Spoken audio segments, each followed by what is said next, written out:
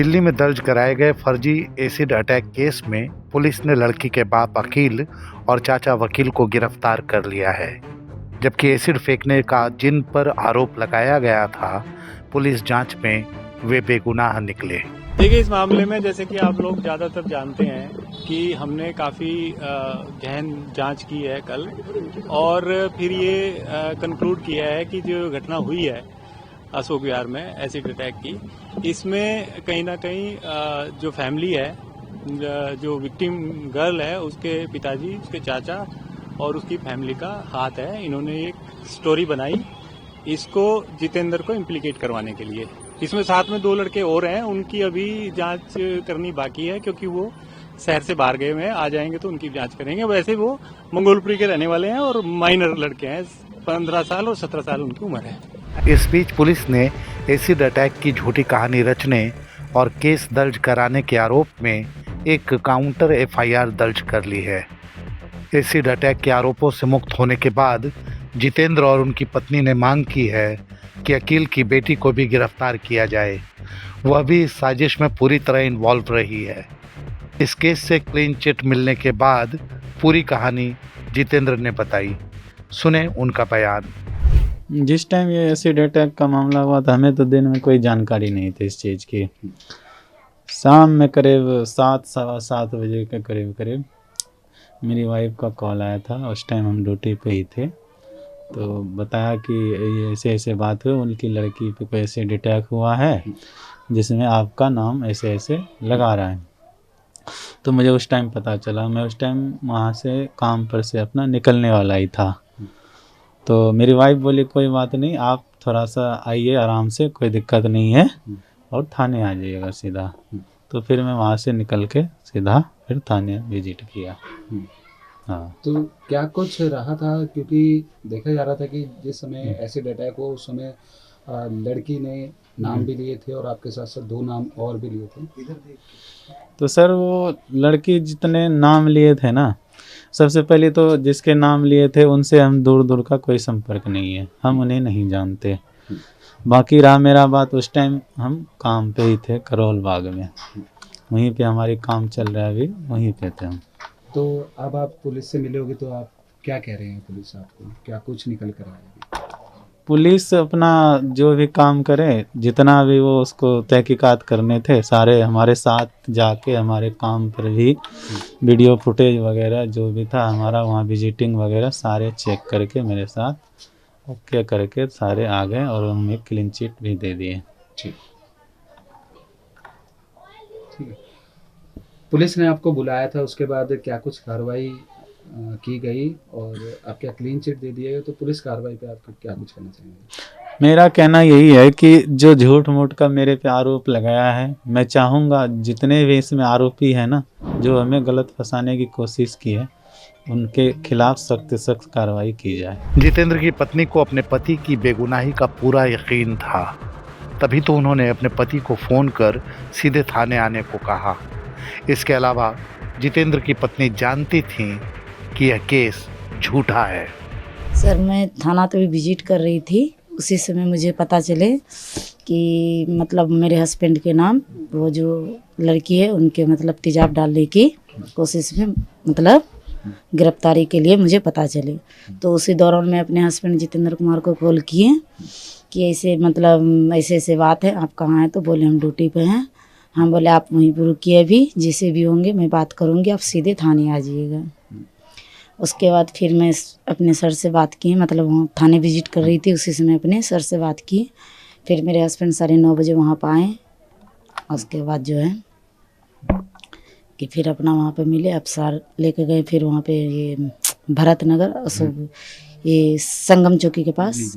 तो उसके बाद वहाँ पे अपनी कार्रवाई किए। फिर जहाँ पे मेरे हस्बैंड ड्यूटी कर रहे थे वहाँ पे सारे कैमरा वगैरह विजिट की। उसके बाद निर्दोष साबित हो गए।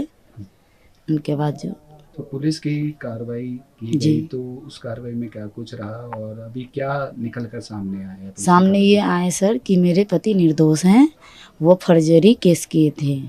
उस लड़की के बाप और लड़की मिलके ये साजिश किए थे, उसके पूरे फैमिली। ऐसा क्या कुछ रहा था कि उन्होंने इस तरीके का जो इंसिडेंट है एसिड अटैक का वो करा, और इसमें अखिल नाम के व्यक्ति का आया जो लड़की के फादर थे, किस तरीके से आपको पता लगा? तो इस तरह से कि सर की जो कि अकील खान है उनके कंप्लेन में ये अपना भलसवा डेरी थाना में मैं कंप्लेन की थी। तो उन्हें पता चले, उससे बचने के लिए अपनी लड़की का सहारा ले करके मेरे पति के खिलाफ वह साजिश रचे थे। जिस समय अटैक का जी। ये मामला सामने आया, उस समय आपके पति कहाँ थे? उस समय मेरे पति ड्यूटी पे थे करोलबाग। ऐसे में 2 नाम और भी हैं, ईशान और अरमान का। क्या आपके पति उनको जानते हैं? जी नहीं जानते हैं, उसे नहीं जानते मेरे हस्बैंड। क्या पुलिस कार्रवाई को लेकर संतुष्ट? पुलिस कार्रवाई को लेकर आप क्या कुछ कहना चाहेंगे? संतुष्ट हैं? जी संतुष्ट हैं, पुलिस मेरे पूरे सहायता की है सारी चीज़। लेकिन अब आगे ये मुझे चाहिए कि जो मतलब फर्जरी केस में मेरे हस्बैंड को फंसाना चाहते हैं, अब उनको कड़ी से कड़ी सज़ा मिलनी चाहिए। और उस जो मतलब ये सारी रचना रचे थे मेरे हस्बैंड को फंसाने के लिए, उसको कानून के हवाले होना चाहिए। जितेंद्र की पत्नी को यह भरोसा इसलिए था कि अकील खुद रेप और ब्लैकमेल करने का गुनहगार है। मीडिया रिपोर्ट्स के मुताबिक जितेंद्र की पत्नी ने 24 अक्टूबर को अकील खान के खिलाफ रेप की शिकायत दी थी और 27 अक्टूबर को भलसवा डेयरी थाने में रेप का मामला दर्ज हुआ था। दर्ज एफआईआर के मुताबिक फरवरी 2021 में जितेंद्र की पत्नी ने अकील खान की कंपनी में काम करना शुरू किया था, लेकिन 1-2 महीने बाद से ही अकील उस पर गलत नज़र रखने लगा। एक दिन उसने सैलरी देने के नाम पर छुट्टी के दिन जितेंद्र की पत्नी को फैक्ट्री बुलाया और जबरन शारीरिक संबंध बनाए। उसने न्यूड वीडियो और फोटोज़ भी तैयार कर लिए, फिर उन्हें दिखाकर लगातार संबंध बनाने का दबाव डालने लगा। दर्ज एफआईआर के मुताबिक अकील ने 2024 में उस पर अपने दोस्तों के साथ संबंध बनाने का भी दबाव डाला। तब उसने परेशान होकर नौकरी छोड़ दी। हालांकि अकील ने तब भी उसका पीछा नहीं छोड़ा। वह न्यूड फोटोज वायरल करने की धमकी लगातार देता रहा। वह यह भी धमकाता रहा कि अगर उससे मिलने नहीं आई तो वह उसके पति की हत्या कर देगा। याद रहे, एसिड अटैक की यह कहानी 26 अक्टूबर को गढ़ी गई थी, जबकि जितेंद्र की पत्नी ने 24 अक्टूबर को ही लड़की के बाप अकील के खिलाफ रेप की शिकायत दर्ज कराई थी। एसिड अटैक की कहानी में 3 लोगों को आरोपी बनाया गया था।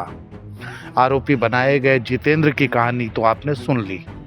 अब उन 2 आरोपियों की कहानी भी सुनिए जिन्हें एसिड अटैक के केस में फंसाने की साजिश रची गई। ये 2 आरोपी थे ईशान और अरमान। मीडिया रिपोर्ट्स में इस केस की जांच कर रहे इन्वेस्टिगेशन ऑफिसर रामकिशोर के हवाले से बताया गया है कि 2018 में अकील के भाई वकील ने प्रॉपर्टी विवाद की वजह से अपने साले शमसुद्दीन से ईशान और अरमान की मां पर एसिड अटैक करवाया था। वकील के साले के खिलाफ इसका केस आज भी चल रहा है। वकील इस नई साजिश के जरिए महिला पर केस वापस लेने का दबाव बनाना चाहता था।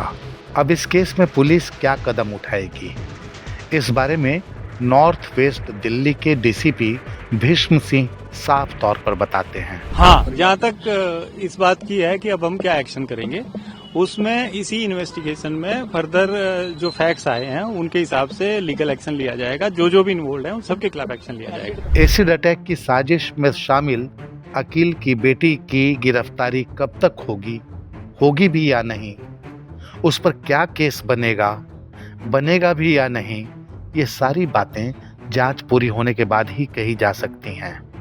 फिलहाल तो एसिड अटैक की झूठी कहानी का राज सबके सामने आ चुका है और इस केस की विस्तृत जांच की जा रही है। इस केस से जुड़े अपडेट्स हम आपको लगातार देते रहेंगे। तब तक देखते रहिए India.com।